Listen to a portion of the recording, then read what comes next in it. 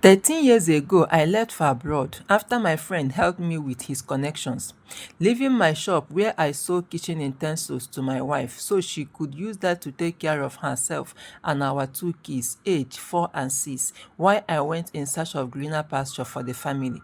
For 2 years while abroad, I couldn't get a job because I lacked papers. I went through a lot. In fact, the same friend that helped me even later got tired of me and said he could no longer continue feeding me and paying all the bills because he wasn't that stable too. He claimed he had a lot of responsibilities in his shoulder. I felt frustrated, but at one point, there was this lady that used to come over to our neighbor's place and would pass by to greet me.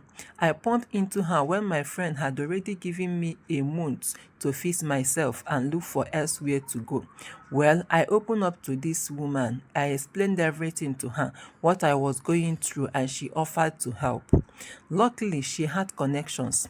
She asked me to provide some personal documents, which I did, and in a space of 6 months, I have gotten a work permit, and she also got a job for me too. Things were moving well and I was comfortable.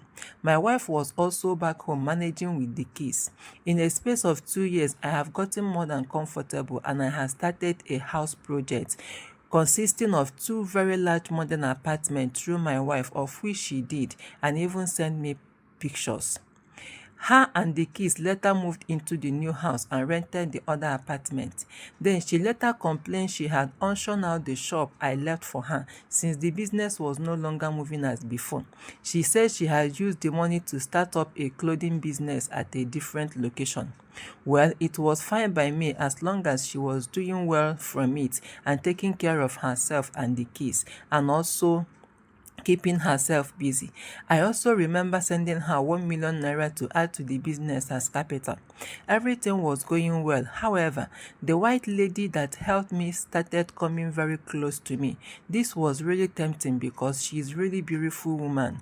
To be all honest, it was so hard for me to resist her advances, and also she had helped me in the past. One thing led to another. We started sleeping together and I found myself already in a very serious relationship with this lady. At first, it was just for a pleasure until we found ourselves so drawn to each other. I felt completely in love with the white woman so much that it felt like I couldn't do without her. Somehow, I started ignoring my wife back home. The white lady asked that we make our relationship official by marrying her. Well, aside that she is very beautiful, I was already so much drawn to her and I also saw potentials in her. Her family is rich and well connected, unlike my wife, whom the richest person in her family is just a provision shop owner. In fact, this is an opportunity for me to strive and have a better life. At first, I was hiding it from my wife because I didn't know how she would react or feel. I wasn't planning to leave her either, when I could still be with her and be visiting her back home on vacations. But somehow, the white lady contacted her and revealed everything, and also insisted I tell her myself that I have gotten another woman abroad and I want a divorce. This was really so hard for me. I felt pity for my wife, but I honestly had no choice. I was just a young man wanting a better life for myself. Later, the white lady offered to give her some money as compensation. We later drafted a divorce. My wife immediately blocked me after that incident and wanted nothing to discuss with me, not even when it concerns the kid. She just wanted absolutely nothing to do with me. I understood and I also decided to let her be by giving her the space to heal faster. But I was still checking on my kids through my only surviving uncle. I was okay with that. My ex-wife and I later had no connection. I and the white lady later had a small private wedding, and in a year we had our first child, a daughter, and everything was going great and falling in place. I was finally recovering from a loss of family and at the same time living a more comfortable life. Though it was difficult finding someone to trust with my project back home since my ex-wife was the only one I trusted. I had no choice than to rely on my only surviving uncle, to whom I gave strict instruction to build a befitting house for me where I could spend a vacation each time I come home. We already draw a plan and I sent money to start the project. But everything started to feel different.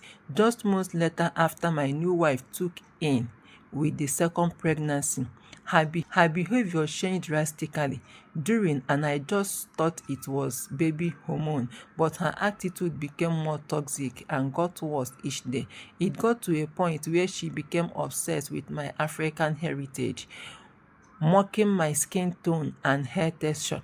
She could belittle me in my face. She even tried to change my daughter's name. She would often say annoying things to me or call me primitive. One day, her words cut deep. One argument ended in tragedy. I pushed her away. She fell and we lost the baby.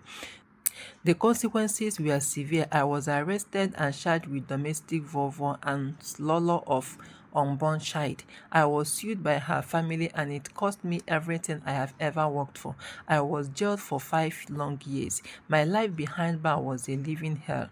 After release, I was deported, stripped of all privileges. Returning home was bitter. My uncle has passed away a year ago. The house project he managed has been diverted. He used my fund to send his 2 sons to Canada instead. I tried to get to my ex-wife, but she had moved on and already married with 3 kids with the husband. Well, I went to beg for forgiveness, hoping to reclaim some part of my past life, but she and her husband formed a tag team against me and bundled me out of the same house I built with my hard-earned money and chased me away like a stray dog in front of my children. Now I am left with nothing. No family, no home, no business. For past 4 months, I have been trying to get to my wife here, but she couldn't let me. She doesn't want to see me nor talk to me. I am not proud of myself and what I did. This is my story and what actually happened. Please help me beg this woman. I decided to share with public and ask for my wife's forgiveness. Glory. Please, if you come across this, and I want you to know that from the depth of my heart, I am truly sorry and I regret everything. Please forgive and help me because I am lost.